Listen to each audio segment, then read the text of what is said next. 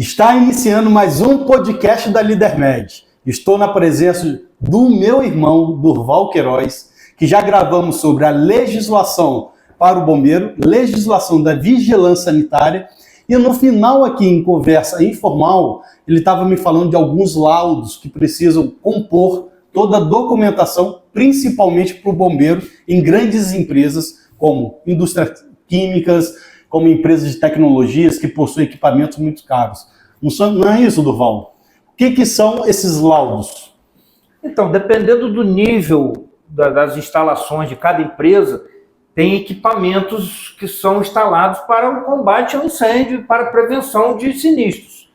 Desde a parte da rede fixa de combate a incêndio, como hidrante, sprinkler, como a parte de proteção de descargas atmosféricas, né, que é o famoso SPDA, o para-raio, que a gente conhece, e precisa ser testado para ver se ele vai ter efetivamente o funcionamento correto na hora que precisar. Então a gente tem a parte dos laudos que são exigidos pelo bombeiro para obtenção da licença e a renovação dela posteriormente. Então não é só documento mesmo, tem que fazer testes. Fazer teste. Com base, exato, gerar laudos que comprovem aquilo. Por exemplo, o laudo da pressão. Exatamente. Vazão. Então tem um hidrante, você tem um sistema hidráulico de proteção de combate ao incêndio. Então você precisa comprovar que teve o teste e quais são as especificações se estão dentro do permitido. Quais foram os resultados obtidos para ver se vai estar dentro dos parâmetros exigidos para a gente conseguir essa renovação ou aquisição da licença. Então fala um pouquinho aí sobre essa da vazão. Então, a vazão a gente usa um equipamento, normalmente chamado do tubo Pitot, e tem também o teste de pressão feito através do medidor de pressão, que a gente anexa na mangueira, que é um manômetro que vai mostrar na prática qual é a pressão e vazão que a gente está obtendo no momento do funcionamento daquele sistema. Provavelmente para saber qual é a distância de alcance daquela água. Mais ou menos isso? Na prática, sim. Porque quando a gente faz o cálculo hidráulico, a gente precisa de ter valores mínimos de resultado. Então a gente faz essa instalação, testa na hora da instalação, mas com o uso pode ter algum dano, alguma tubulação que algum vazamento, deteriore ou que cause algum vazamento e perca o desempenho. Então, para a gente averiguar e atestar isso, são feitos os testes, que a gente usa esses equipamentos de medição de vazão e o tubo Pitot também para chegar até a pressão obtida na ponta da mangueira. Tá. Outra questão também que usa muito é as questões dos testes de aterramento e de resistividade do solo na questão do SPDA, para saber se a transmissão está sendo dissipada. Se no momento que houver uma descarga atmosférica que vai ter uma grande tensão, se isso vai ser realmente efetivo na dispersão no solo, que é o que a gente espera. A variação nisso aí é o tipo de solo ou é o tipo de material que você está utilizando para poder ocorrer a dispersão? O tipo de solo interfere. Ah, legal. Você não tinha nem noção disso. Do solo, a proximidade do mar, a altitude, isso são fatores composição mineral. Exatamente, que umidade, interferem diretamente no resultado da avaliação que a gente precisa fazer e saber se vai estar dentro do parâmetro aceitável. Até porque não adianta nada você ter uma torre, investir em torre, se você não conseguir dissipar isso. É isso, mais ou menos? Exatamente, até a própria condutividade. Pode ser que tenha rompido algum cabo em alguma posição e aquilo ali não vai chegar onde a gente quer. E acaba causando algum dano, passando para o próprio edifício ou alguma instalação. E o que a gente mais quer proteger é a vida, né? Então, você imagina uma descarga atmosférica com uma tensão altíssima. Se não tiver com os parâmetros sendo atendidos, pode causar morte instantânea. E isso pode ser tanto uma torre, como pode ser só aquele ferrinho para cima, é isso, mais ou menos? Existem alguns modelos de sistema de proteção de para-raios. Exatamente. pode ser feito através de uma malha, mas normalmente são utilizados também os captores. Os captores normalmente estão em todos os sistemas de proteção de descarga atmosférica. Então nós falamos do hidrante, que é a pressão e a vazão, falamos dessa parte de descarga elétrica. Tem mais algo que é importante ser dosado? Importante também, muito importante, a questão do funcionamento dos detectores de incêndio. Boa. Os detectores de fumaça ou detectores de termovelocimétricos, que a gente diz.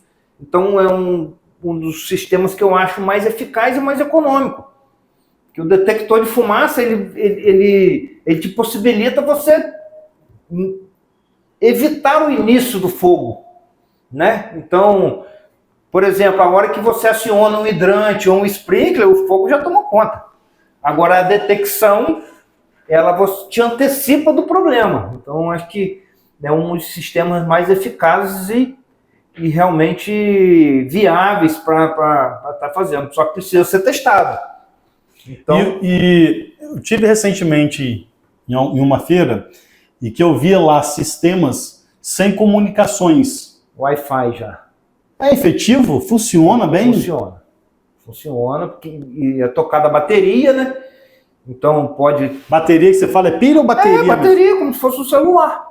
Bateria higienite, que tem alta duração.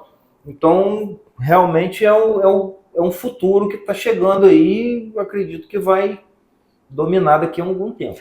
Em relação a custo-benefício, na sua visão? O sistema, os equipamentos são um pouco mais caros ainda, até porque são coisas novas, né? Mas, porém, você economiza na mão de obra. Você economiza na infraestrutura. Você imagina um prédio existente, você tem que estar passando, né, os eletrodutos, o cabeamento, enquanto o Wi-Fi, você elimina isso. Então, acaba que o custo se equivale no final, entendeu? Tanto na questão de mão de obra quanto no tempo de execução. E provavelmente, já que é tão efetivo, deve levar até um resultado melhor, porque muitas das vezes, se você tem todo esse problema de infraestrutura, você deve, pelo menos o gestor, pensar, não, aquele lugar lá, vamos tentar fazer de tal jeito, no mínimo. Dessa forma você consegue, se você tiver disponibilidade financeira, você consegue colocar mais aparelhos. São sistemas mais sofisticados, mais fácil de expansão, de modificação. É uma tendência que, inevitavelmente, vai dominar aí daqui a algum tempo, breve. Com relação a esses laudos básicos, tem algo a mais que você vê importante a gente trazer aqui para o podcast, para poder apresentar para os nossos ouvintes aí? Olha, eu acho que, basicamente, se o cliente conseguir cumprir as exigências da legislação, ele vai estar bem resolvido, porque num contexto da cultura já que a gente tem de fazer as coisas só para ter o papel, essa é uma prática que está exigindo realmente efetividade nas coisas, entendeu? Você ter o equipamento e estar sabendo que ele está funcionando. Isso vai, quando precisa, vai te dar um lucro, né? Você imagina uma empresa que tem milhões de equipamentos, né? Tanto na parte de estrutura quanto na parte de tecnologia. Evitar um sinistro. Nós estamos falando de empresas que têm equipamentos que valem milhões. Então, acho que isso aí é uma cultura que está mudando, de saber que não é um gasto, é um investimento. E como nós falamos no podcast anterior, que é importante ter tudo isso adequado para você evitar uma dor de cabeça futura. Porque a gente acredita que nunca vai acontecer na nossa casa. Mas o dia que tiver a faísca que acontecer e você não estiver preparado para poder apagar aquele fogo, você está enrolado e vai se arrepender o resto da vida, né? Até porque a gente sabe que tem a legislação e tem as seguradoras. Se você conseguir fazer a seguradora aceitar o seu prédio e por algum problema interno ela descobrir que você não fez aquela adequação, corre o risco de você não receber o benefício. Exatamente. Aí a gente está falando na parte mais sensível, né? No bolso. No bolso. É isso aí. E Durval, qualquer profissional é capaz de fazer esses laudos ou tem que ser um profissional capacitado? Qual é o profissional que eu devo contratar para fazer esses laudos? Profissionais que tenham esse treinamento nessa parte específica da legislação da segurança, né? Porque não é qualquer engenheiro ou qualquer arquiteto que vai ter esse conhecimento. Então a gente está sempre procurando estudar e se adequar às novas legislações que estão sempre mudando. E agora mesmo o Rio de Janeiro mudou tudo, São Paulo está sempre também renovando, porque mudam as realidades das coisas, mudam os equipamentos, até a questão do próprio incêndio, as características mudam de acordo com o material que você está usando. Tem clientes dessa parte de telecomunicação, principalmente, que eles usam muito a questão dos gases limpos, que ele atua na retirada do oxigênio do ambiente, que o fogo precisa do oxigênio para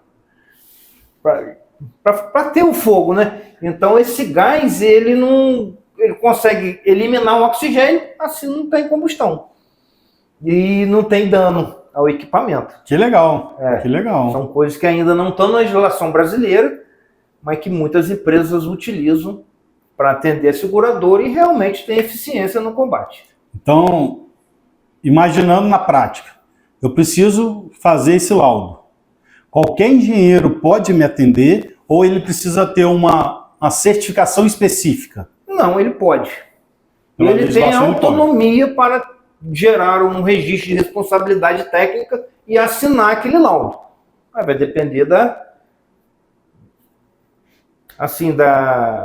disponibilidade até do cliente de querer pegar qualquer um ou realmente ter um profissional. Que eu estou imaginando assim, na minha prática, como que eu vou saber se o Durval tem capacidade técnica para me atender nisso? Não existe, então, uma certificação específica. Isso. Eu acabei de fazer uma pós aqui, pelo Fundabom, aqui em São Paulo. Eu acho que é uma das únicas pós-graduações que tratam desse assunto. Porém, não tem nenhuma legislação exigindo essa formação específica na área. Não tem. Então, realmente, se alguém vier gerar um RT e assinar o laudo, o bombeiro vai ter que aceitar. Entendi. Ok? É por isso que algumas vezes a gente vê algumas atrocidades acontecerem. Tem toda a documentação. As coisas estão mudando. As exigências têm mudado, têm sido mais efetivas no sentido de avaliação nos próprios documentos. Mas realmente não tem uma exigência de formação específica para isso. E a relação, igual nós falamos no episódio anterior, brigadistas. Precisa dessa documentação dos brigadistas para renovação? Sem dúvida. Para tirar a primeira, você me explicou que não. Você pode fazer depois que você conseguiu a licença do bombeiro. Mas na renovação, o bombeiro vai pedir. Porque, na verdade, são duas etapas. Uma etapa da apresentação e aprovação do projeto e uma etapa na hora do ato de vistoria para gerar o documento final. Aí sim você vai ter que estar com tudo em cima. Entendi. No momento da aprovação, do início, de apresentação do projeto, dos documentos memoriais, cálculos e outras coisas que precisam estar contemplando essa aprovação, não. Mas no ato da vistoria para gerar o documento de operação, tem que estar tudo legal e todo mundo treinado e compondo minimamente as exigências. Que legal. Durval, para concluir, tem algo a mais sobre esse tema de laudos? Irmão, é muita coisa, né, que se a gente quiser vai ficar falando aqui bastante, mas eu acho que deu para esclarecer bastante aí da realidade das exigências. Eu quero te agradecer muito, porque eu sou muito leigo nisso, eu sou médico do trabalho, e foi uma grande aula que eu tive aqui. É lógico que a gente procurou não se aprofundar, porque nós estamos falando para empresários como eu sou atualmente. Então, da forma como a gente trouxe para cá, ficou muito claro do que a gente precisa e como deve ser feito. Não falamos de números, de legislações, de normativas, mas agora já clareou bastante a minha mente, principalmente no papel de empresário. Então, eu quero te agradecer por isso. Imagina, eu que agradeço a oportunidade de estar aqui. Espero que tenhamos outras oportunidades de bater mais outros papos. E colocando à disposição aí, qualquer dúvida. Quer passar o seu contato? Aproveita. Se quiser anotar, o telefone é 22 981 12 13 15. E você me falou que consegue atender a nível Brasil, né? Exatamente. Sudeste, São Paulo, Minas Gerais, Espírito Santo e Rio de Janeiro, de boa. Outros estados a gente tem que ver. Mas já temos projeto aprovado no Nordeste, no Paraná, em outros estados, e a gente consegue atender sim. Pessoal, eu aprendi muito, acredito também que você tenha aprendido bastante, e aproveite para mandar os comentários para a gente. Manda por aqui mesmo, que a gente vai responder com o maior carinho. E também, se você entender que alguma parte está errada, manda também, a gente é humilde o suficiente para dizer que realmente erramos em alguma coisa e também para aprender sempre. Então, mais uma vez, obrigado por ter nos acompanhado. Comece a nos seguir, nos acompanhe, compartilhe com seus amigos empresários e gestores, porque a LeaderMed quer facilitar a sua vida. Até a próxima!